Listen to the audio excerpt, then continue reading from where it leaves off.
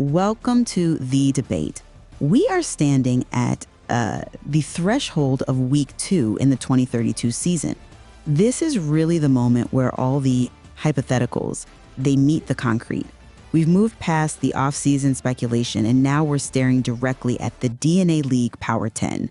We are dissecting the article, The Realignment Reality Check by DNA Bob, which, it claims to chart a new hierarchy for the sport.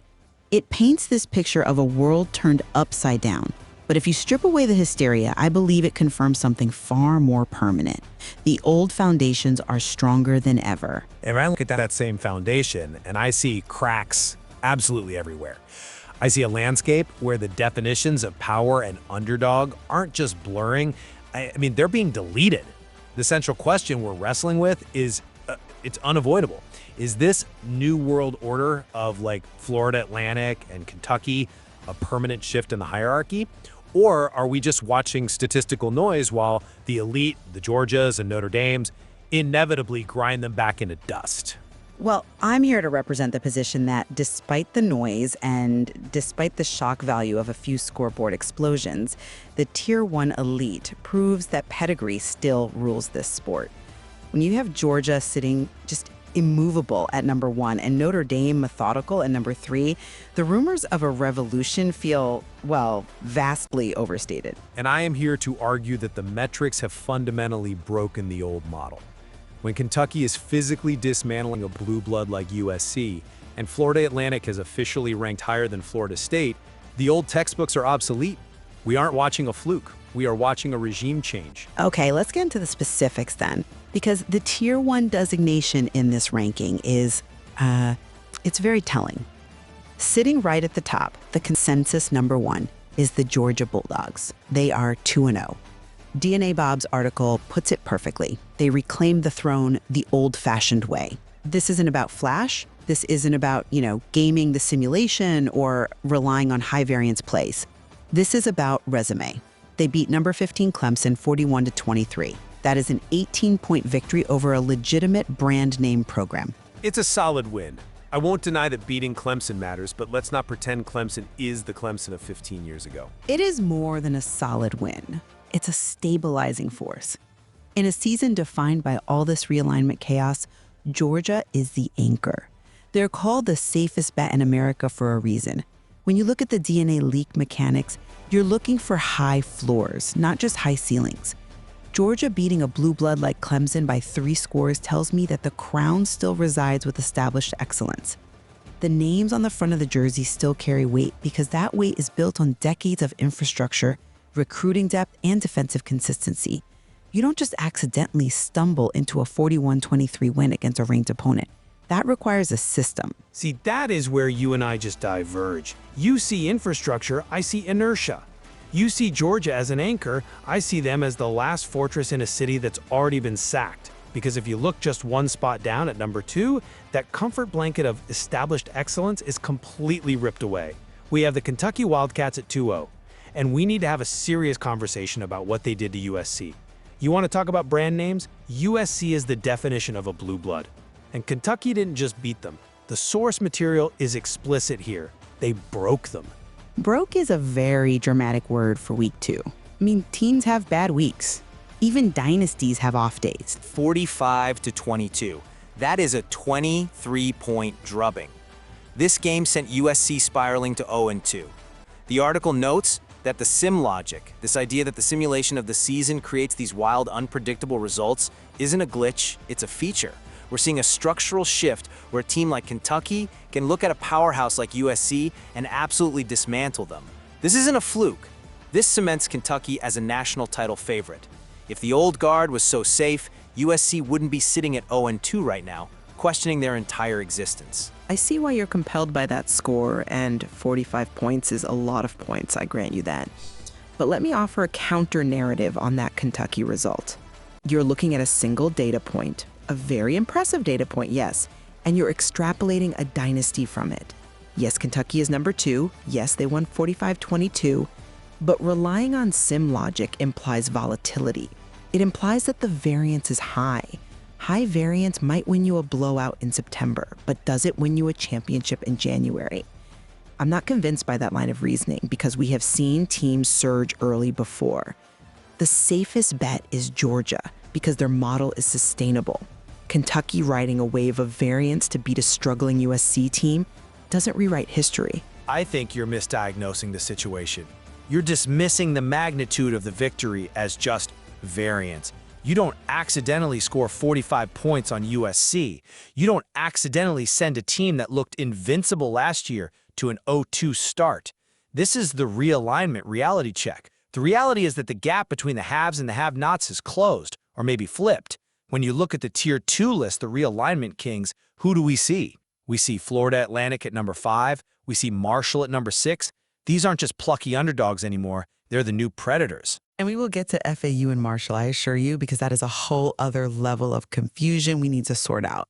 But I want to stick on this point of breaking an opponent. You mentioned USC is 0-2. That is shocking, I admit. But does that say more about USC's specific collapse or about Kentucky's long-term viability?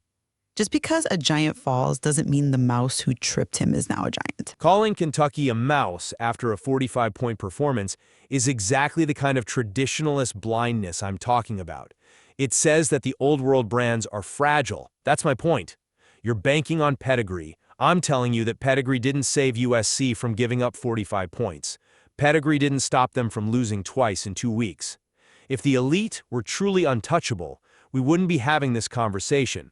Kentucky is the new standard bearer for the SEC in this ranking, right alongside Georgia. That is a change in the weather. The atmosphere has changed. That's an interesting point, though. I would frame it differently.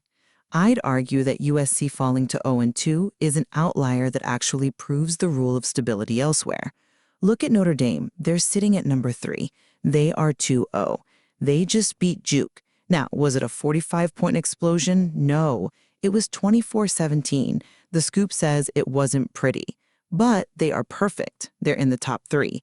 In a world where USC is collapsing, Notre Dame is grinding out conference wins in the ACC. That is what Tier 1 looks like. It's not always flashy. It's about survival. Survival? Is that the bar now? It wasn't pretty is not a ringing endorsement for a national title contender. You are praising Notre Dame for barely scraping by Duke, a team that, with all due respect, does not have the roster talent of the teams we're talking about at the top. You're celebrating a lack of dominance as a virtue. It feels like you're grading them on a curve because of the gold helmets. I'm grading them on results. It was a conference win. In this new era with these super conferences, every week is a grind. The ability to win ugly is a skill. It shows a defensive backbone. It shows coaching that can adjust when things aren't going perfectly. When you win 24-17, you're proving you can handle pressure. But compare that gritty 24-17 win to what Oregon is doing at number 4. This is where I struggle with your definition of dominance. Oregon beat Iowa 63-21. 63 points. The source material calls it video game-like. They're averaging 63 points per game. You have Randy Shabazz, a Heisman winner, looking like he is going to go back-to-back. When you have an offense that efficient, that explosive, the idea of grinding it out feels archaic. The game has evolved. Oregon is showing us the new standard of offensive necessity. You can't grit your way to a win if the other team puts up 60. I see the allure of the scoreboard. 63 points is entertaining. It makes for great headlines, and it certainly pads the stats for Shabazz.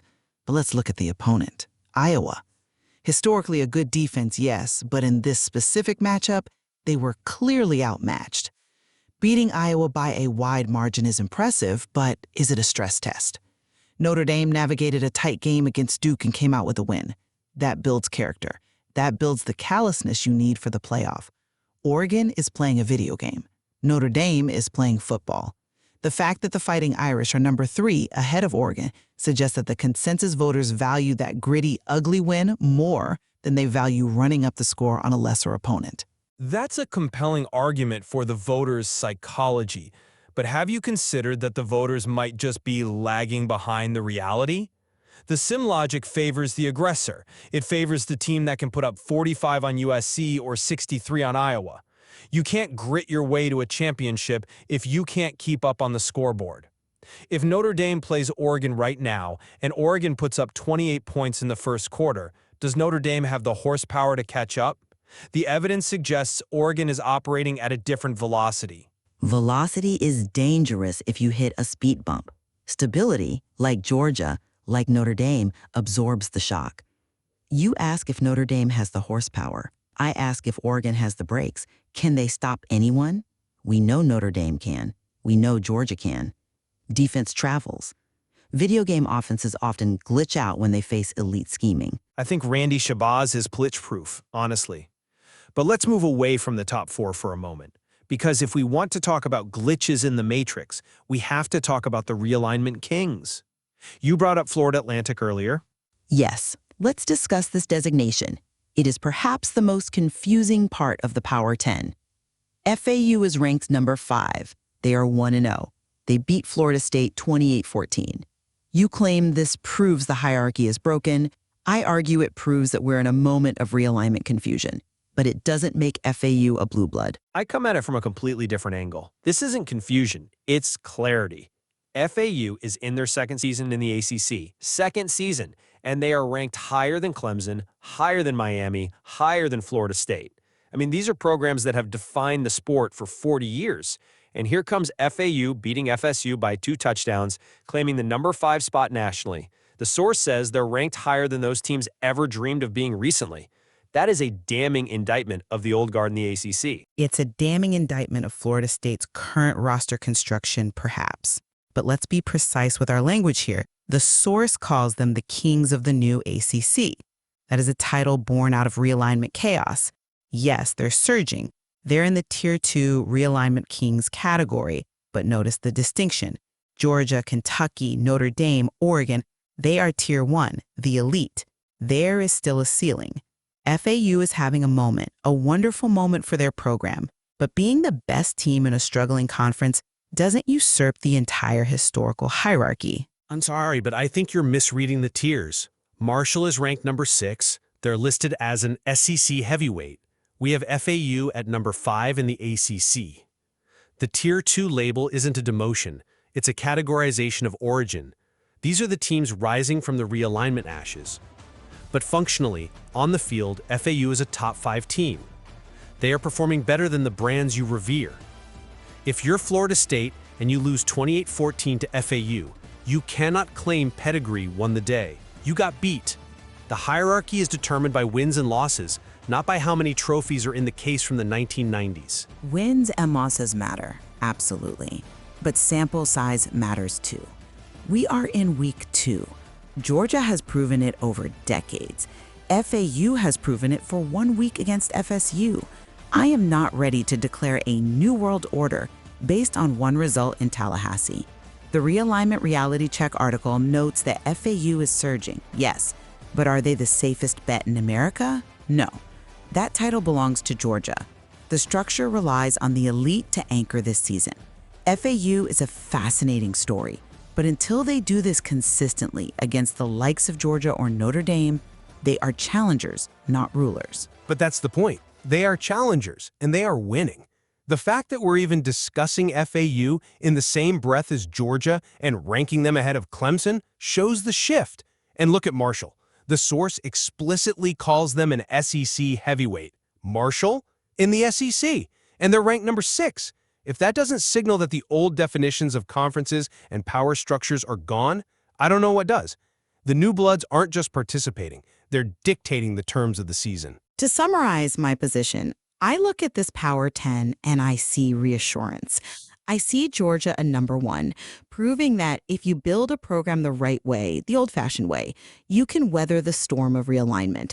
I see Notre Dame at number 3, proving that winning, even if it isn't pretty, is the ultimate currency. The presence of FAU in Kentucky is exciting, yes, and it adds drama, but the realignment reality check confirms that the elite, the true elite, stay elite. The mountaintop is still occupied by the programs with the deepest roots. And I look at the exact same list and see a demolition of that idea. I see a permanent fracture in the status quo. When a blue blood like USC is broken, physically and spiritually broken by Kentucky to the tune of 45-22, the old world is gone. When Florida Atlantic is the standard bearer for the ACC, surpassing Florida State and Miami, the hierarchy has been rewritten. The data suggests that we are entering an era of sim logic, where the name on the jersey matters less than the production on the field. The old-fashioned way is endangered. Endangered, perhaps, but not extinct. The tension between these two forces, the stability of Georgia and the explosive disruption of Kentucky and Oregon, is clearly going to define the narrative of the 2032 season. It's undeniable drama. Whether you prefer the grit of Notre Dame or the video game numbers of Oregon, Week 2 has given us everything we could ask for. It certainly has. And as we watch the new bloods try to maintain this momentum and the elite try to hold their ground, we'll see which philosophy truly governs the DNA League. Thank you for listening to the debate. We encourage you to look at the rankings, watch the games, and decide for yourself. Is this a new world order or just a wild weekend in the greatest sport on Earth? Until next time, keep questioning the consensus.